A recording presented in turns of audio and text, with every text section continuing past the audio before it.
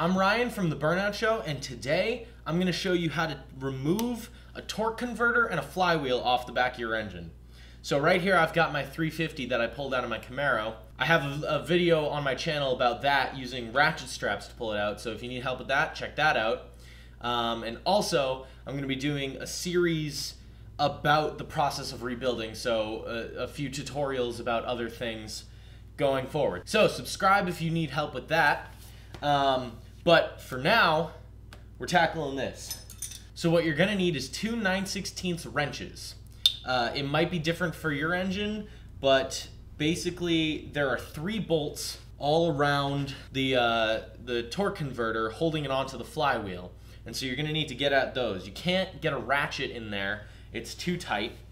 But you can use a ratcheting wrench, and I do highly recommend that. It's gonna make everything a lot easier for you. So basically, you wanna spin your flywheel around until you can get at the nut and bolt easily.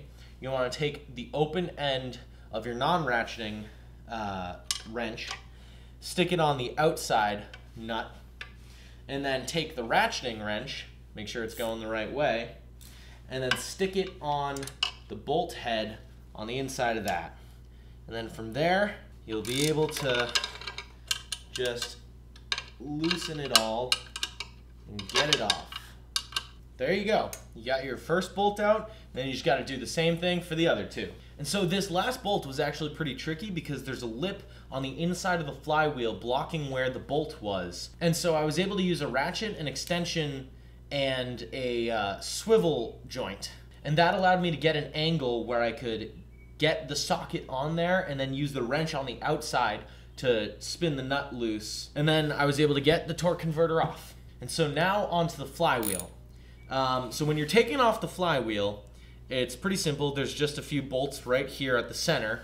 But you're gonna wanna make sure that if you're using the same flywheel and crankshaft, that you mark on the crankshaft and on the flywheel so that you can put them back together in the same orientation, because if you put them on differently, then it can throw off the internal balance of the engine, and that won't be good. So make sure you get some chalk or some paint or something and mark that spot. I mean, a Sharpie, you know, whatever you got, and mark that spot so that you can put it back together right and don't throw anything off. Personally, I'm not actually going to be using this flywheel and crankshaft setup, but I still am going to mark it just in case. So I've got my black Sharpie here. I'm just going to go ahead and mark up the crankshaft and then put a mark on the flywheel. And I just want to line those back up when I go to put it back on. Okay, and so like I said, you've just got these 6 11/16 bolts right here. And it's going to be a little tricky to remove these because the engine's just going to want to spin. But right here I've got 2 different pry bars. So I'm going to set these 2 up so that I can loosen one bolt while I hold the crankshaft steady with this other pry bar. And once you've broken all the bolts loose, you can switch back to your ratchet to speed the process up.